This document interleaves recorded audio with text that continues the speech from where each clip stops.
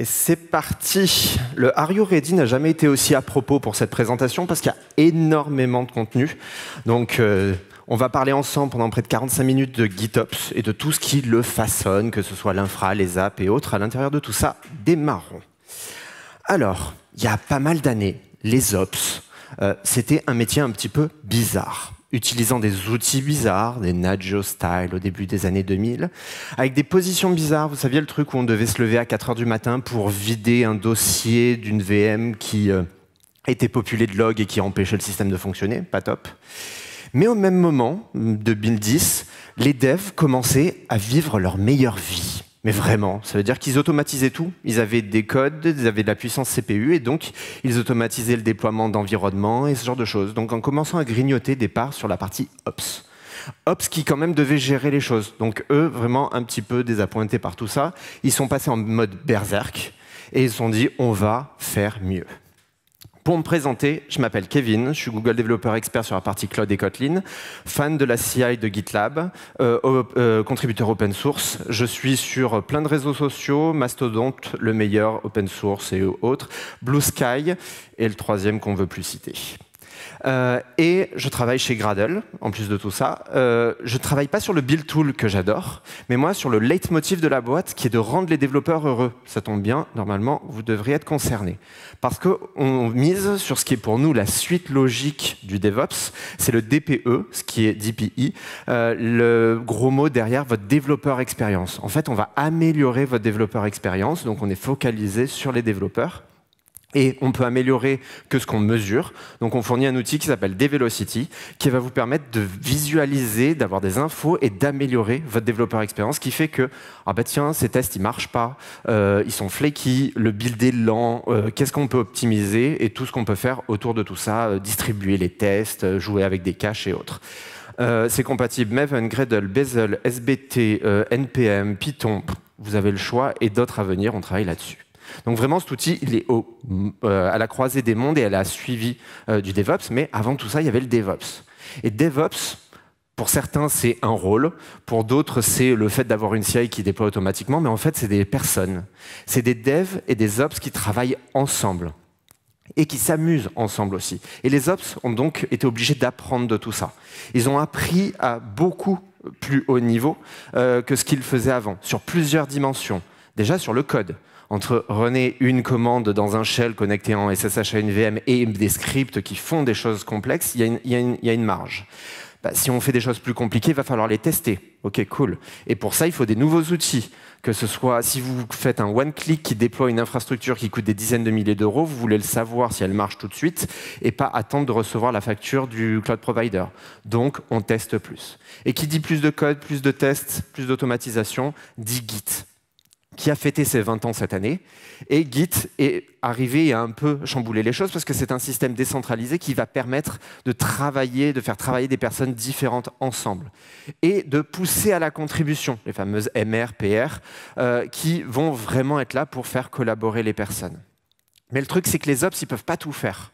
Techniquement, dans une boîte, vous créez plus de développement et de nouvelles applications, que de personnes qui sont dans la partie opération. Donc, on démarre des nouveaux projets, on les livre aux ops les maintiennent pendant 10 ans, mais à chaque fois, on crée des nouvelles apps. Et on ne peut pas scaler les ops comme on augmente le nombre d'applications. Donc, les devs doivent eux aussi apprendre de tout ça et apprendre les bonnes pratiques du monde ops, sans être des ops, hein, jamais de la vie. C'est les pires ops possibles, les devs, mais le fameux « you build it, you run it », ça veut dire ayez conscience de ce que fait la prod pour pouvoir fournir les outils nécessaires à l'équipe d'avant. Parce que si vous ne faites pas ça, clairement, ça va mourir. Ça, soit c'est votre équipe d'ops, clairement, soit c'est même la compagnie. Parce que si vos apps en dev marchent, mais en prod ne marchent pas, bah vous allez perdre de l'argent. Donc, à l'issue de ça, on peut se dire, OK, il y a une évolution. Mais si on réfléchit, qu'est-ce que c'est le travail des ops ? Bah, c'est un truc un petit peu compliqué. C'est de gérer un state en prod. Un state, c'est une infra, c'est un ensemble de choses déployées. Et le but, c'est de faire que tout tienne. Alors, ça peut être plusieurs choses, des clusters, ça peut être des apps, ça peut être vraiment énormément de choses. Et pour les maintenir en prod, il faut les monitorer. Si vous ne les monitorez pas, c'est la pire chose. Oui, ça tourne jusqu'à ce qu'il y ait un client qui vous appelle. Quand le client vous appelle, généralement, c'est trop tard. Vous avez perdu de l'argent. Et donc, petit à petit, Git, qui était au milieu, est devenu un support, parce qu'au lieu de se partager des scripts à gauche, à droite et compagnie, on les a committés, on les a versionnés, et les VM ont commencé à popper et à faire des Git clones pour récupérer la dernière version du script. C'est ce qu'on appelle le GitOps originalement. Et derrière est apparu l'Open GitOps. L'Open GitOps, c'est quelque chose qui est backé par la CNCF, donc ils ne font pas que Kubernetes, ou mettre des tampons sur tous les projets de la planète. Ils travaillent, il y a un consortium derrière, un working group, qui a pour volonté de définir ce que c'est le GitOps, avec des entreprises de très gros, des Google Style et autres, mais tout le monde n'est pas Google, donc ce n'est pas eux qui vont driver la totalité, jusqu'aux plus petites, qui vont permettre d'avoir des feedbacks sur ce qu'il faut faire et ne pas faire. Et attention, c'est opinionated. Ça veut dire que peut-être que vous pensez que vous faites du GitOps, et à l'issue des éléments que je vais vous montrer, vous allez dire bah, finalement, sur cette partie-là, on est déficient. Donc, opinionated. Première partie et premier principe fort, c'est utiliser un système déclaratif. Ça peut être simple comme ça. Alors, je vais évacuer de suite l'avantage d'un système déclaratif de facto. C'est que c'est quasiment une doc. Je ne vais pas dire que c'est une doc fonctionnelle, mais un système déclaratif, quand vous le lisez, vous savez ce que vous voulez. C'est parce qu'en fait, un système déclaratif dit ce qu'on veut et non comment le faire. Et là, il y a vraiment un shift d'idée, c'est vraiment différent. Et être déclaratif ne veut pas dire qu'on va faire un continuous apply.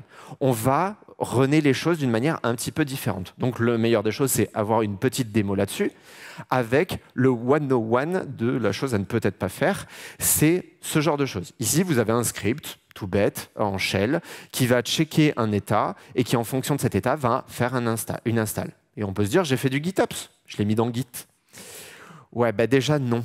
Shell, c'est impératif, ce n'est pas déclaratif. Vous ne dites pas ce que vous voulez, vous dites comment le faire. Donc déjà, ça ne marche pas.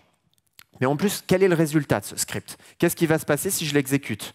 Bah, peut-être que tout va marcher, mais peut-être que, et là vous le voyez, je check un flag, et derrière je change ce flag à l'intérieur du if. Okay, donc j'ai changé le flag, mais vu que l'action n'est pas atomique avec l'install, peut-être que l'install foire, que le flag a été changé, et que jamais je re-rentrerai dans ce if. Donc, ce n'est pas répétable. Je vais le re-runner, et je n'aurai pas le même résultat d'une instance, d'une machine à l'autre. Donc déjà, c'est pas top. Si derrière, je viens étendre ce script, V2 a été livré en prod, youhou, je mets un nouveau module, ici avec Resident Evil, et j'installe plein de choses. OK, les mêmes problèmes arrivent, le flag peut être changé, l'installation non atomique de 2 éléments peut foirer pour plein de raisons. OK, ça ne marche pas, donc c'est toujours pas répétable quand on rajoute des nouvelles choses. Mais pire que ça, je me suis rendu compte que mon install de V2 ne marchait pas. J'ai retiré ça, j'ai fait un revert de mon commit, je suis repassé en V1 comme vous le voyez là. Et bien ma VM, elle ne sait pas qu'elle doit enlever le truc. Elle revoit ce script et elle le rerun. Et le premier if passe, le deuxième n'étant plus là, elle n'a rien à faire. En fait, il n'y a rien qui lui a dit de se remettre à zéro. Donc de faire le retour arrière. Donc je vais me retrouver avec des VM de Frankenstein, certains qui ont réussi à faire la première, certains qui ont fait la deuxième install en même temps, d'autres qui sont toutes nouvelles et qui ont que le nouveau. C'est un bordel sans nom. Et on ne veut pas ça. On veut que notre système soit simple. On pourrait se dire, OK, ça c'est de l'impératif. Comment ça se passe avec un système qui est beaucoup plus déclaratif comme Kubernetes? C'est la volonté du système. 101 Kubernetes, ici. Un customisation YAML.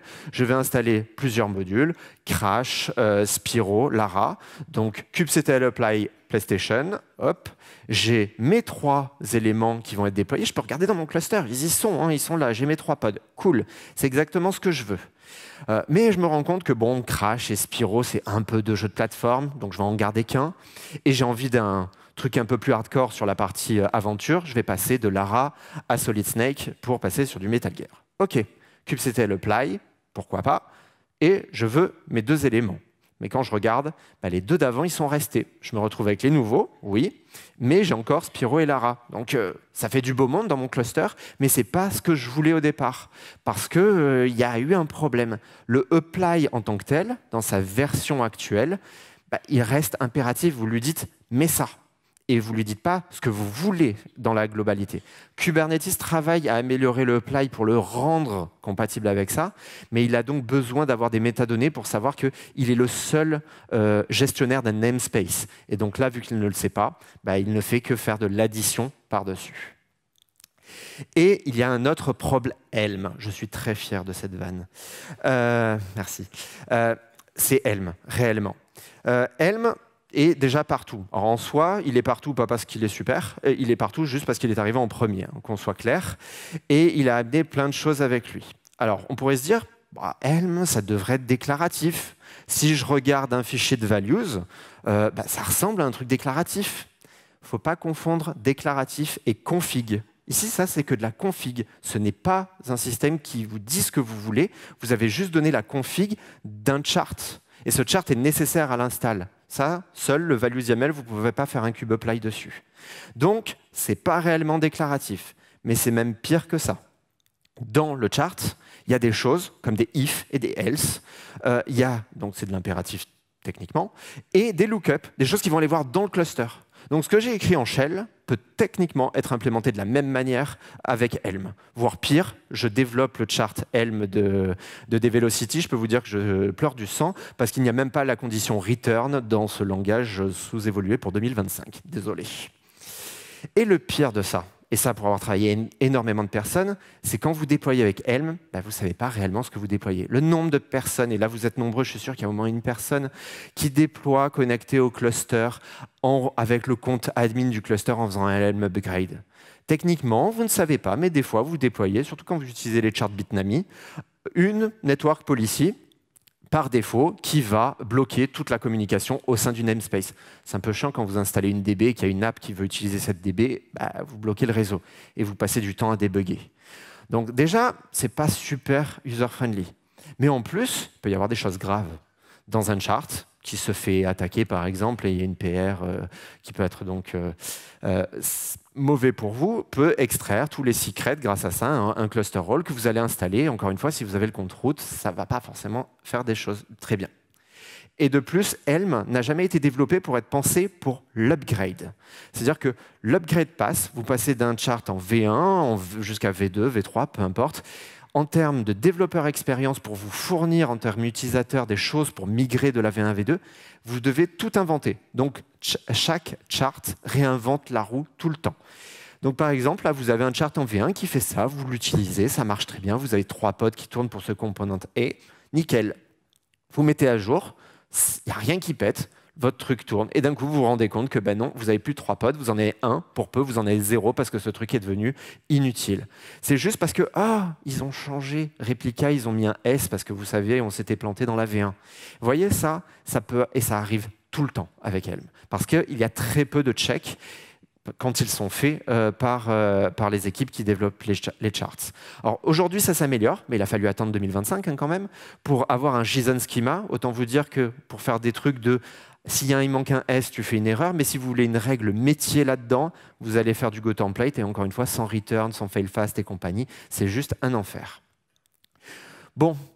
Avec Helm, comme ça, c'est peut-être pas assez bien. Est-ce qu'on peut utiliser une surcouche qui va nous permettre de faire ça? Alors, je ne dis pas de réutiliser le tiler, mais de HelmV2, mais d'utiliser un opérateur. Dans Flux, par exemple, on a quelque chose qui s'appelle les Helm Release, qui vont nous permettre de mettre un value YAML de plein de manières différentes. Ici, je l'ai inliné, et d'installer, de gérer ça. Avec Argo CD, c'est pareil, c'est des applications. On l'a même dans K3S. Rancher a développé un mini-opérateur qui va faire les installs pour vous quand vous setupez les clusters. Ça marche très bien au passage. Qu'est-ce qui se passe? Comment ça fonctionne? Quand les YAML sont détectés, le système va se connecter au chart repository, le télécharger, faire son rendering et l'envoyer à la Kube API. Et derrière, magie, vous avez votre déploiement dans votre namespace. On pourrait se dire, OK, est-ce que ça peut améliorer les choses? Désolé, non. Non, ça ne les améliore pas parce qu'en plus, on rajoute du réseau. Ça veut dire que si votre opérateur n'arrive pas à se connecter au chart repository, au moment où vous le voulez, vous n'allez pas avoir ce qu'il faut à cet instant-là. C'est là que vous vous rendez compte que github.com n'est pas si stable que ça, parce que si vous avez quelque chose qui fait plusieurs installs, vous vous rendez compte de l'instabilité du bousin. Et en plus, vous allez avoir ces erreurs qui vont remonter dans votre système de monitoring. Vous n'avez pas envie d'être réveillé à 3 h du matin parce que github.com est down. Et en plus, tous les autres problèmes, déployer avec un compte route, ne pas savoir ce que vous déployez, ils sont encore là. Donc on a encore ce problème-là. Donc ce que je vous conseille, c'est de ne pas abandonner, on se calme et on va faire quelque chose de mieux.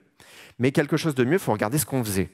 On committait dans Git des objets custom Derrière, Flux, Argo ou autres venaient les récupérer et faisaient l'install en faisant un rendering au milieu. Ben moi, ce que je vais vous dire, c'est arrêtez de faire ça et faites le rendering vous-même. Vous allez être responsable de cette partie-là. Ce rendering, il s'appelle Helm Template avec Helm. Vous allez faire Helm Template, vous allez sauvegarder le résultat du Helm Template dans un fichier YAML que vous allez committer. Le premier qui me dit ça fait des gros fichiers, c'est un peu gênant, vous ne payez pas Git à l'octet, donc vous en foutez. Vous avez ça dans votre repo Git, cool, et vous pouvez l'ouvrir. Vous pouvez regarder dedans et vous rendre compte que des fois, il y a des trucs qui s'installent et que vous n'avez pas prévu.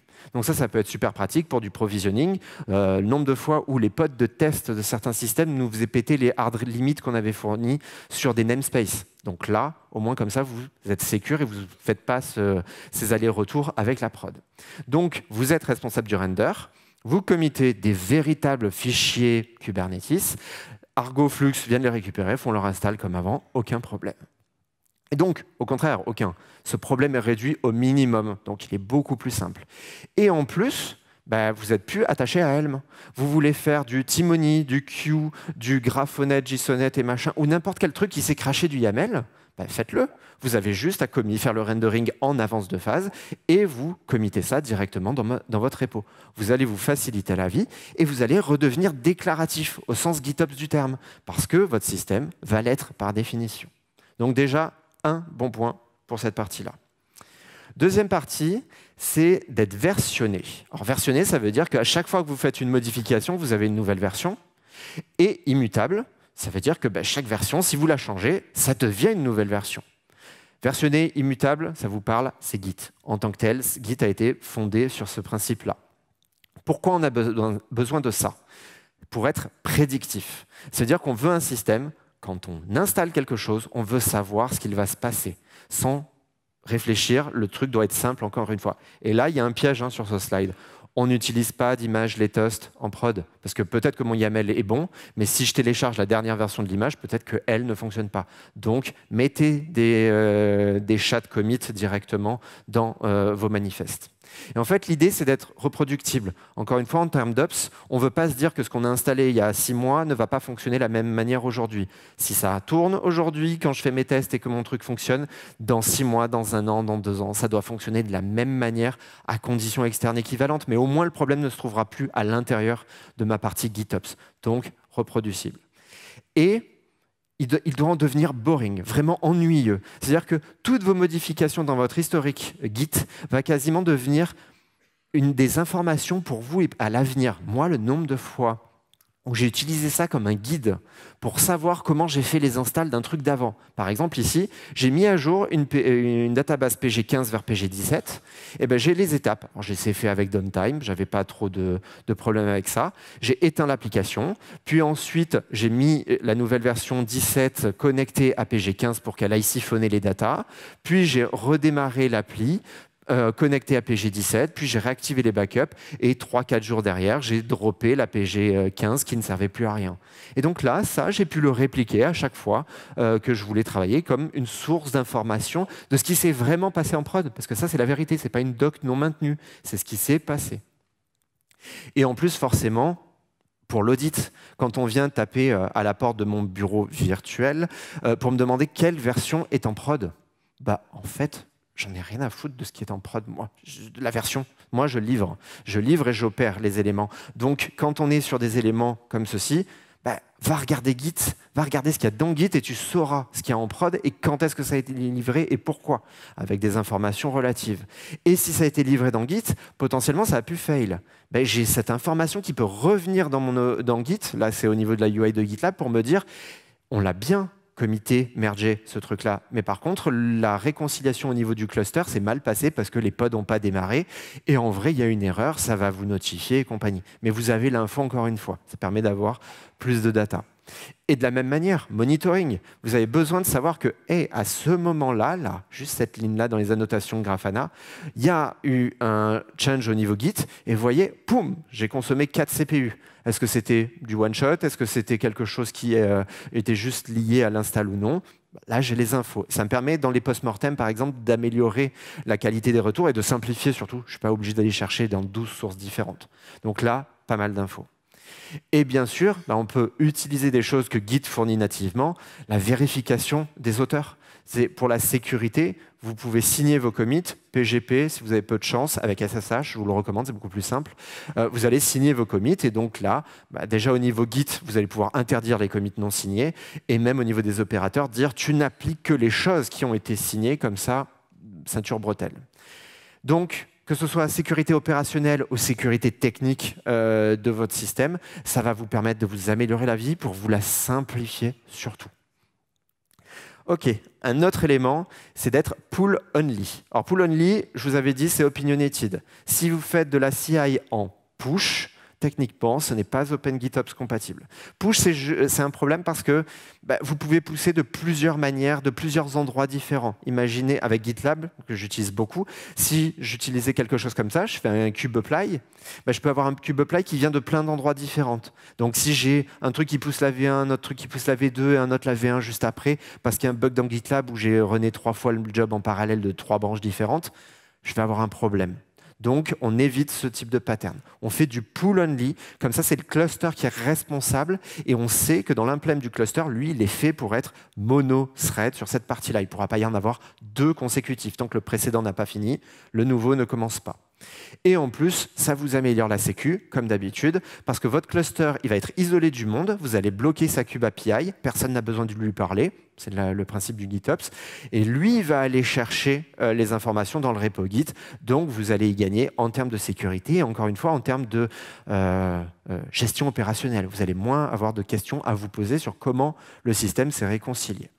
Et en parlant de réconciliation, c'est la partie importante et qu'on oublie tous dans le monde Kubernetes, c'est ce fameux truc magique, vous avez tous connu avec Kube au début, quand on délite un pod et que 2 secondes après ou même pas, il réapparaît.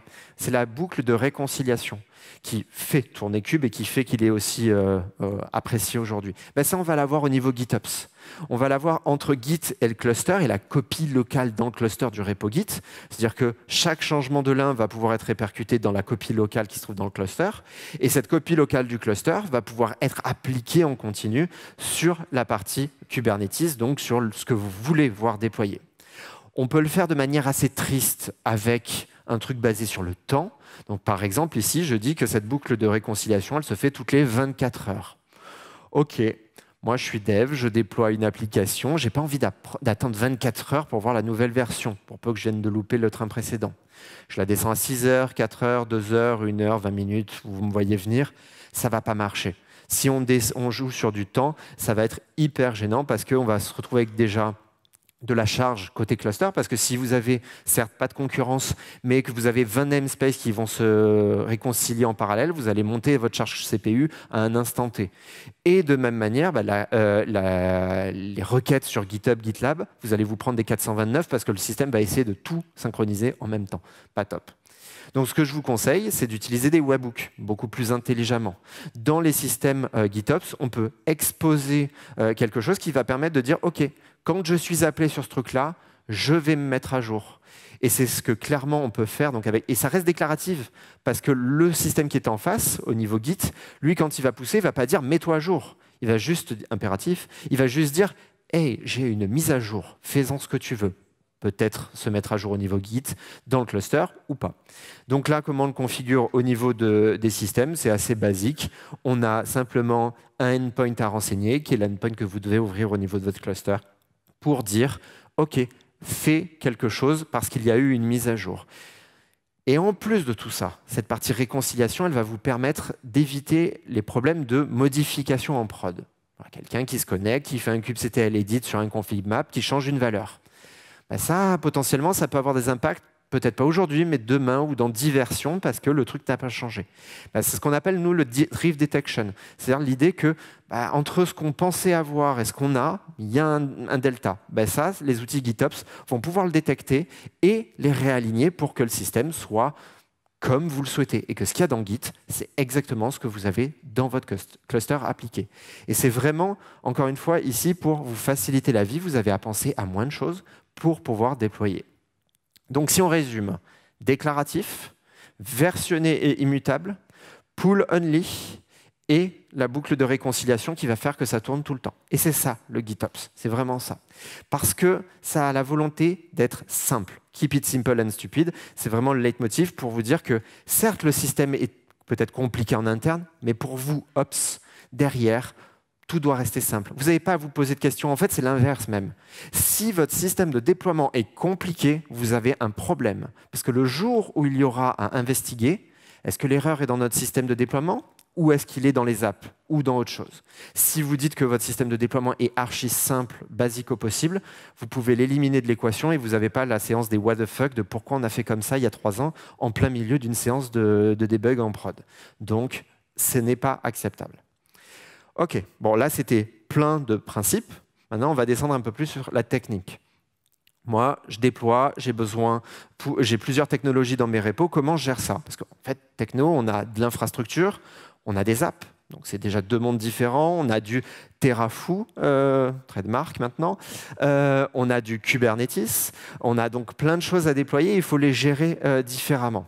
Et là, on voit que, et je l'ai vu avec énormément de clients, on voit qu'on va vers une chose où les gens ont envie de se dire, c'est 2 technos différents, on va avoir 2 repos différents. Non, non, un repo, s'il vous plaît. C'est l'erreur la plus commune, mais vous déployez des choses, ça a besoin d'être colocalisé. Je déteste les monorepos, mais là, ça a du sens parce qu'on parle de la même chose. Si vous avez par exemple un bout de Terraform, ici avec un fichier HCL qui fait une database dans Google Cloud avec du PG17. Simple, ok, on le voit. Mon appli qui tourne. Je n'ai pas envie d'avoir 2 PR, MR dans 2 repos différents, que je vais être obligé de merger l'une que après l'autre avec des trucs qui ne communiquent pas, c'est des repos différents. Ça n'a pas de sens. Faites une PR avec la totalité des choses au même endroit. Vous pouvez l'analyser, c'est plus facile de choper les erreurs, et vous pouvez la revert en un seul clic. Et ça a la valeur du GitOps, être colocalisé. Donc vraiment une seule source de vérité pour toutes les infos qui sont liées à un seul truc. Aujourd'hui, vous ne développez pas dans 2 repos différents des parties de votre app qui n'ont de vocation qu'à vivre ensemble. Ça n'a pas de sens. C'est peut-être côté trop microservice qu'on a repris côté Ops, malheureusement. Alors, sur la partie réconciliation, il y a des outils qui vont marcher, Atlantis et autres, pour faire du Terraform et OpenTofu, mais en vrai, on a quelques petits manques. Donc, vous pouvez très bien utiliser des outils qui vont pouvoir faire ça. Donc, quand vous poussez dans votre main, dans votre repo, avec le Tofu contrôleur de Flux ou le provider Crossplane pour Terraform, et qui vont faire les apply Terraform pour vous directement, comme si c'était des YAML de cube, mais avec un truc qui tourne dans le cube et pas obligé de payer une licence très chère à un système externe. Mais là, on commence à voir un petit problème. Vous l'avez vu peut-être tout à l'heure, j'avais mon secret. Et là, si vous savez lire du Terraform, bien pour vous, mais moi, là, la mémoire visuelle de la forme et des choses, ça, c'est un secret. On n'a pas l'habitude de voir un secret comme ça, mais c'est le secret de la DB, sauf que c'est le secret qui est aussi utilisé par le YAML qui est là. On le voit. Il y a des problèmes. On a 2 langages qui doivent cohabiter, qui n'ont pas été faits pour. Et qui dit 2 langages qui cohabitent, veut dire qu'on va se péter d'autres problèmes. Parce que si vous changez la valeur du secret, qui est responsable de cette valeur? Comment vous allez faire pour que vos pods redémarrent quand ce secret change? Vous allez être obligé d'installer un nouvel outil, Stackator Reloader, qui va faire ça pour vous. Non, faites pas ça. Dans Cube, il y a des éléments de base pour redémarrer vos pods quand ils changent. C'est built-in et vous n'êtes pas obligé d'installer un outil tiers que vous allez manager vous-même généralement. Donc on voit que 2 trucs, plusieurs problèmes. Donc moi, ce que je vais vous conseiller, c'est d'utiliser un seul outil, un seul élément, un seul langage qui est déclaratif encore une fois et qui va vous permettre d'atteindre ce fameux goal de la simplicité. Ça peut commencer avec Crossplane, qui est à manager vous-même, donc c'est quelque chose que vous allez devoir installer. Donc en termes Ops, c'est une complexité de plus, je vous l'accorde, mais en termes d'utilisation générale, ça va vous permettre d'avoir une API globale qui va être du Kubernetes YAML standard, donc il n'y a pas de Helm et tout au milieu, hein, c'est un vrai fichier comme ça. Et lui, vous allez faire un kubeapply dans le cluster, ça va créer des ressources, mais en dehors du cluster. Et si je ne crée pas un PG17 dans le cluster, ça va communiquer avec ma cloud platform pour installer ce qu'il faut. Si vous êtes sur Google Cloud, vous avez ça built-in, gratuit, directement dans le produit managé, upgradé pour vous, équivalent, qui s'appelle Config Connector. Je travaille avec eux depuis longtemps et c'est un vraiment super produit. Et vous avez une API qui ressemble à ça. Et tous les avantages de gestion des secrets, machin, des préfixes, des suffixes automatiquement gérés, ça marche. Avec ça ou Crossplane, hein, mais au moins vous n'avez pas à installer un outil supplémentaire pour gérer les redémarrages des pods et autres. Donc vraiment, vous êtes dans le même moule, même carcan, et ça va vous simplifier la vie. Et ça va permettre aussi de faire travailler les devs et les ops ensemble sur un seul langage. Certes, on n'aime pas tous le YAML, mais au moins, on a cet élément. Parce que le nombre de fois où j'ai vu des devs arriver et dire « Ah, c'est du HCL, je ne touche pas à ça, c'est pas mon monde ». Et vice-versa avec les YAML pour d'autres, bah là, au moins, on est sur un élément commun et on n'a pas cette barrière du langage. Et encore une fois, pour de la simplicité. Un seul système, une seule réflexion, notre cerveau n'est pas extensible à outrance, donc ça nous permet de merger tout ça. Ok, bon, encore une fois, c'était très théorique, mais maintenant, on va faire de la pratico-pratique. Et cette autre aventure, c'est comment on organise notre repo. Parce que tout ce que j'ai pu vous dire avant, même si vous le mettez en place, vous pouvez vous retrouver à échouer, et de la plus belle des manières, parce que votre repo va être trop compliqué. Et s'il est trop compliqué, vous allez avoir un problème. Donc en fait, flat. Flat, c'est vraiment un leitmotiv, c'est enlever toute la complexité, aplanissez tout dans votre repo GitOps pour faire qu'il soit accessible à tout le monde. En fait, c'est encore une fois, simplicité à outrance. Ne faites quelque chose que si vous avez déjà rencontré un problème, plutôt que de le faire en prévision des problèmes que vous n'avez pas encore. Et après, évoluez et apprenez de tout ça. Le problème, c'est que le chemin vers cette simplicité, il est pavé d'embûches. Il y a certains qui le font bien et d'autres qui le font mal, comme Flux, produit que j'adore, mais qui a eu l'idée, il y a quelques années, de promouvoir un démo project de Flux. Et ils ont une arborescence GitOps qui ressemble à ça, que je déteste. Réellement, je déteste. Je pense que c'est leur plus grosse erreur. Et là, pour moi, il y a un gros problème, c'est que ce truc est technique, mais beaucoup trop. Et surtout mauvais, sur de la mauvaise technique. Parce que si on regarde ici, et ça, c'est un pattern que j'ai vu appliqué par énormément d'entreprises, si on regarde, quels sont les trucs en trop? La technologie des clusters. Qu'est-ce que j'en ai à faire, que ce soit de l'EKS, du GKE ou de l'AKS? Rien. La région de ce truc-là, toujours rien à faire. Et en plus, c'est dans les passes. Hein. Ça veut dire que si je veux automatiser avec un script shell, les noms des passes peuvent changer si je change de région. C'est moyen. L'environnement dev, cal, prod, ceci dit, on peut avoir aussi des clusters qui ont dev et prod en même temps. Hein. Ce n'est pas interdit si on gère bien nos clusters. Donc, encore une fois, c'est moyen. Et en plus, vu qu'on fait de l'immutable infrastructure, on recrée des clusters plutôt que de les mettre à jour. Donc, on a des ID qui sont purement techniques à la fin. Donc, quand on a enlevé tous les trucs qui ne servent à rien, on se retrouve avec quelque chose qui est important, qui paye vos salaires, c'est les apps. Les clusters, eux, ils ne payent pas vos salaires. Hein. Ils vous en retirent généralement de la thune parce qu'ils vous coûtent. Donc en vrai, soyez app-centrique. L'app doit être le premier élément dans votre cluster. Donc on tourne le truc à l'envers. C'est les apps au premier niveau et ensuite les éléments un peu plus spécifiques à votre manière de travailler. Donc là, dev, cal et prod, je suis content, j'aime bien, mais en vrai, je veux plus. Donne-moi plus. J'ai besoin d'un truc qui soit plus parlant que dev, cal et prod. Je ne sais pas ce que ça veut dire, dev, cal et prod. Par contre, un nom de domaine, c'est con, mais c'est quelque chose que je peux reconnaître très facilement. Parce que le petit dernier qui est arrivé dans l'équipe Ops, il ne sait pas que l'équipe marketing elle a choisi de renommer Astrobot VIP en astrobot.com. Donc quand j'ai un problème sur astrobot.com, il faut que je refasse le mapping dans ma tête pour retrouver quelle est l'app et quel est l'endroit où je dois faire des modifs. Là, si vous avez directement cet élément au plus haut niveau, vous allez gagner peut-être les quelques secondes qui vont être des millions en prod, allez savoir. Donc vraiment, quelque chose de simplifié qui va améliorer l'accessibilité dans votre repo. Et le dernier point, et je suis désolé, je l'ai vu faire par tellement de devs qui font de l'ops. Le don't repeat yourself, on l'apprend à l'école, on l'apprend dans nos études, on l'apprend trop souvent. Dans l'ops, j'ai l'impression que le don't repeat yourself, surtout dans le GitOps, c'est un ennemi. C'est-à-dire qu'on se dit, hey, j'ai 2 fois la même chose, je vais regrouper ça dans un truc commun. Arrêtez réellement. Encore une fois, vous ne payez pas au caractère dans Git. Vous pouvez faire quelque chose de mieux. Par exemple, un cas d'usage que j'ai vu. Une équipe s'est dit, on va déployer, on a un fichier common.yaml, on va l'utiliser depuis la dev. Ça marche très bien. OK, on va le mettre à disposition des autres environnements parce que vous comprenez, c'est chiant de devoir se répéter à chaque fois.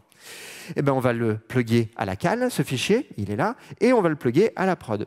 Tout marche, nickel. On oublie l'app, pendant 1 an, il n'y a pas de mise à jour. Cool. Et là, nouvelle feature qui arrive. On change un paramètre dans common.yaml sur la dev.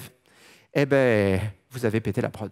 Vous avez changé la dev et vous avez pété la prod parce que vous avez créé un couplage inutile entre l'environnement de dev et l'environnement de prod.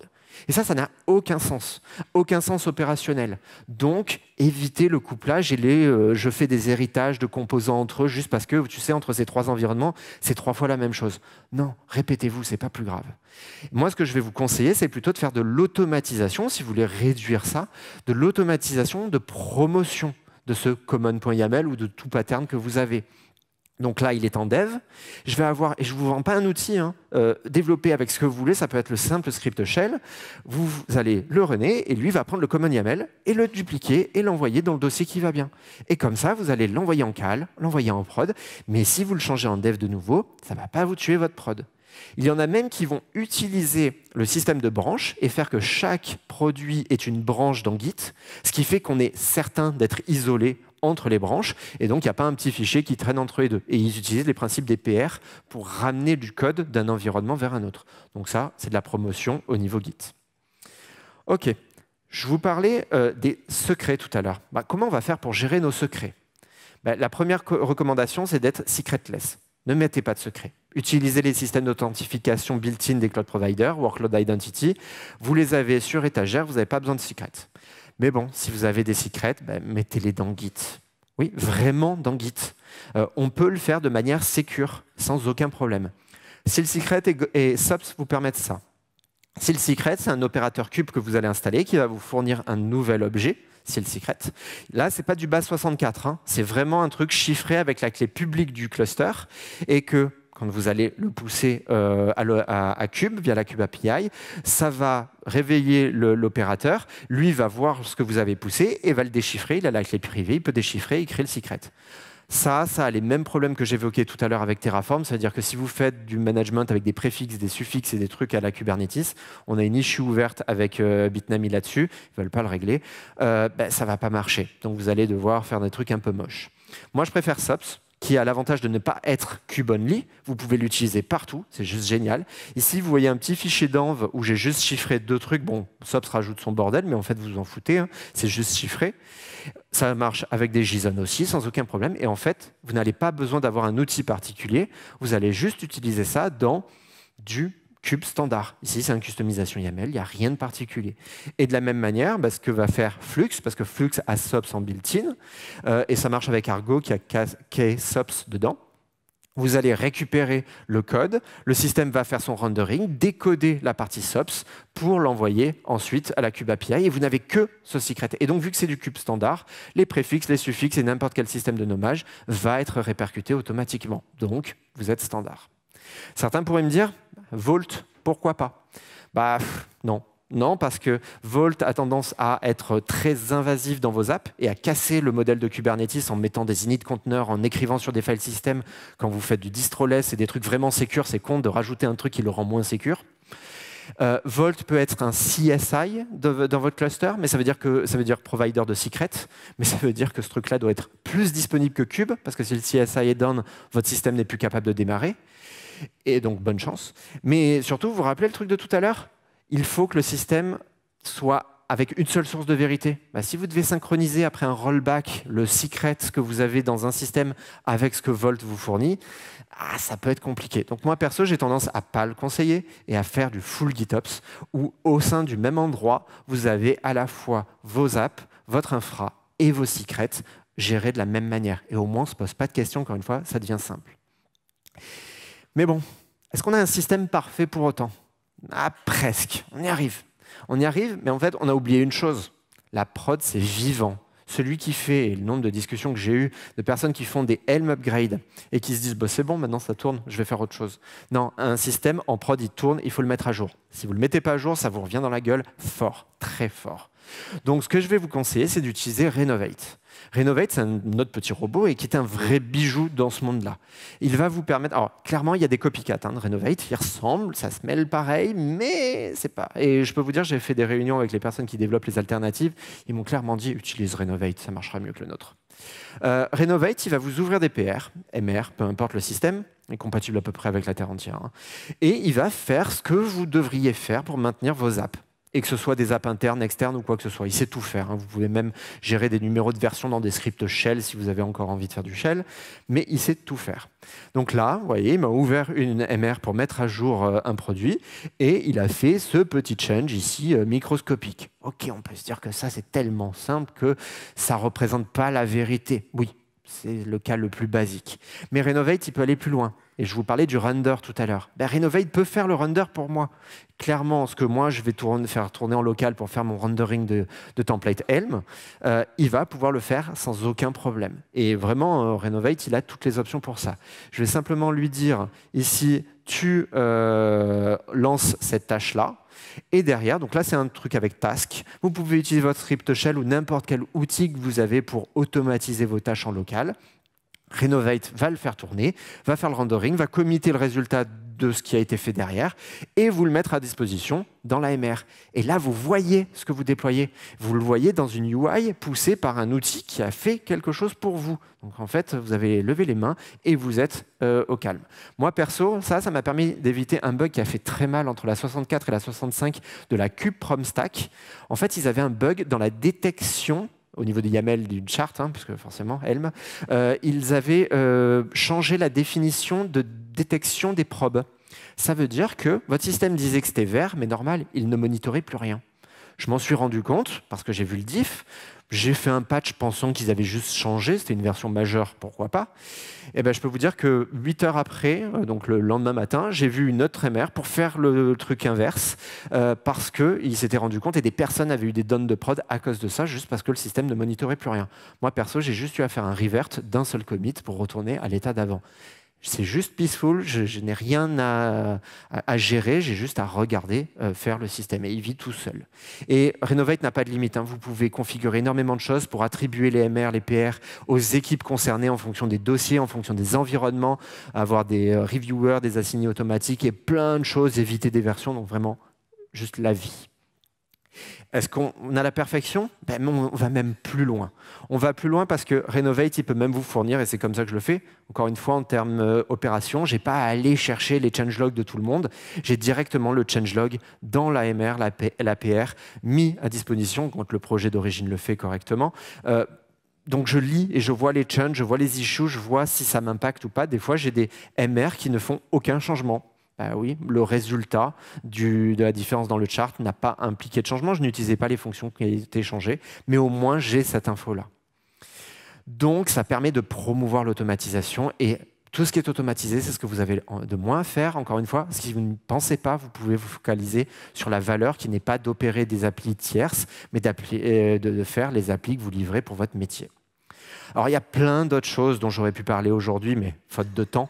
Le Disaster Recovery et Management, le GitOps, c'est votre meilleur ami parce qu'il contient l'état que vous voulez. Vous pouvez faire des backups de votre cluster, c'est sûr, des états et des volumes, mais là, au niveau YAML, c'est généralement, vous pouvez prendre ça, le copier sur un autre cluster, vous allez être safe. Faire des recovery. Alors, les recovery, on a le petit smell là de comment je fais le premier cluster si j'ai besoin d'un cluster pour démarrer. Je vais peut-être être impératif à un moment et on ne veut pas être impératif. Et bien ça commence à arriver. Cube travaille là-dessus. Ça s'appelle la Cluster API pour créer des clusters de manière déclarative et pouvoir les rapatrier et les gérer entre eux. Donc vous allez avoir un démarrage qui va pouvoir être déclaratif et manager des clusters qui managent eux-mêmes des clusters. Donc c'est vraiment la boucle qui va être bouclée pour gérer tout ça at scale. Donc j'espère que dans cette présentation, vous avez appris beaucoup de choses. C'était très dense et je partagerai les slides, ne vous inquiétez pas.